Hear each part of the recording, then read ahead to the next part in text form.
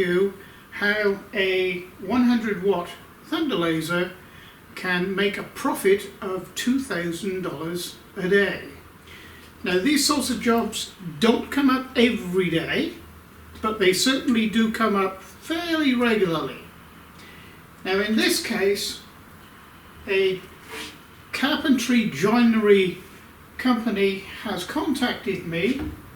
Actually it was a friend, so this actually is a love job, but I'm going to show you how to quote for a fairly large job. I went to my local hardware store and purchased this tabletop blank. Okay? Now this cost me $19. Now if I was buying 20 or more, and I need 25, I can purchase these for $14 each. Just to give you an idea of cost of raw material. Now I'm not making the whole table. Okay, the joinery shop is going to do that. I am making the design in the tabletop, which is going to be covered with glass. There's several different types of designs that they require, so I'm just doing one as a sample. So that's what you have to do. You don't go and buy all the stock. Make a sample one and give to them and see what they think of it, because then you could be lumbered with a lot of stock that you don't get the job. So you go and buy one. Now by the time you make all of them, providing you get the whole job, you can charge $75 per unit and pass it on to the joinery shop. The thunder laser will very happily do this in one day. Okay, let's make a start. So in my laser at the moment, I have just a piece of radiata pine. This is Australian pine, which is the same type of material as that tabletop. And I'm going to do a couple of test etchings. And what I want to do is, it's rather a complex design. And I want it to really stand out. And I want it to be nice and crisp. So I'm going to engrave it on first, and then I'm going to cut all the way around the edges of every single item in that design to give it a nice crisp edge and to give it a dark line on the outer side. And I think it'll stand out more. So I've got a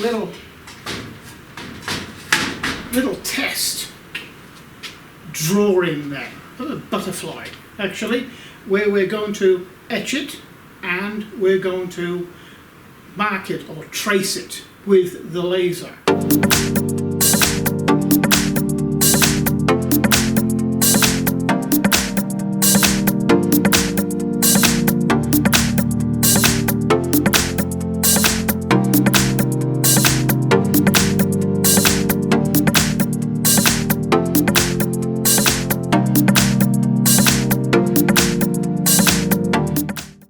Okay, so that's the testing over. I don't know whether the camera is actually picking this up, but there is a slight difference between each of them, and I think that the third one is probably the best, and it's the one I'm going to go for. And the settings on that. Now for the etching, I've put it at 30% power, maximum and minimum, and the speed I've brought back down to 500 millimeters per second. And the line trace, I've taken that to, I left it at 50 millimeters per second, and I've taken that to 17%. And it just, just tweaks it that little bit. It makes it look that much better. I mean, I'm seeing it in real life here. Like I say, I don't know whether the camera is picking it up. So that's what I'm going to go with. And it should turn out pretty good, actually. Okay, so I got the material in. I'm just going to do the focus now.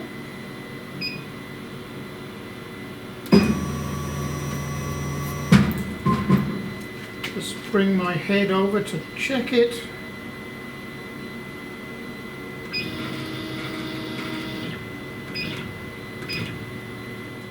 Okay, so what I've got to do now is get the correct origin. So luckily with this Thunder laser, I do have a secondary laser, which is a pointer laser.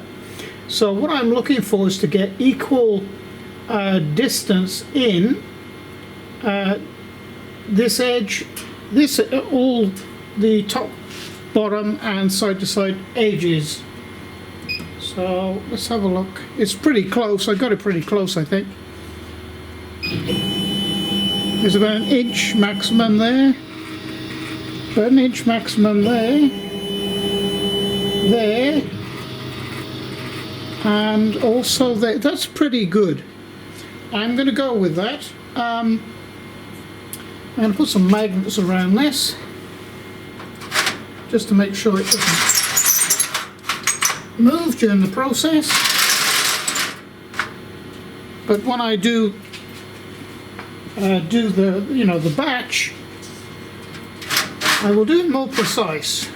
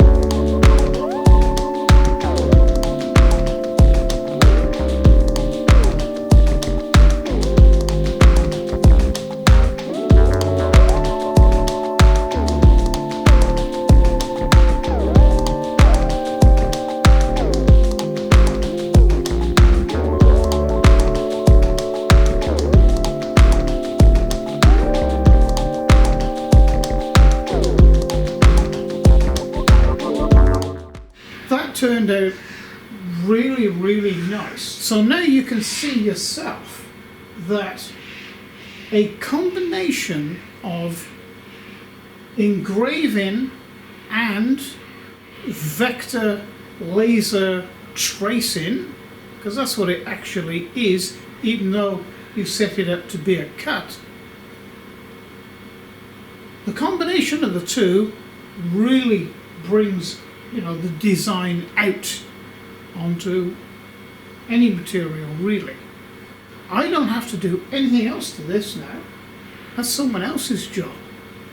They'll vanish it, put legs on it and make it into a table, and then it has a piece of glass put on top. So that is how to do it. This gets sent away now and it gets approved, and then I can knock out the other 25. Please like and subscribe, and if you really like what I'm doing, unless you've got this far, you probably do, you may consider becoming a patron to the channel, because it is the patrons behind the channel that keep it all going, keep me making tutorials, because that is what I normally always do. I don't normally produce anything out of this shop. I see my job as a teacher to teach the young ones and the older ones how to use a laser, how to put the designs together, how to set everything up on CO2 lasers, fiber lasers. I do all sorts here. Wood turning, CNC routing, how to make your own CNC router, and how to convert a manual lathe, metal lathe, all milling machine, into a CNC machine. And that's a project that we've got coming up in the next couple of months. This time it's going to be a big mill. So to enable me to continue putting out really good content, please consider becoming a patron to the channel, because it really is the patrons behind the channel that keep this going. So thank you for joining me. Until the next video, bye for now.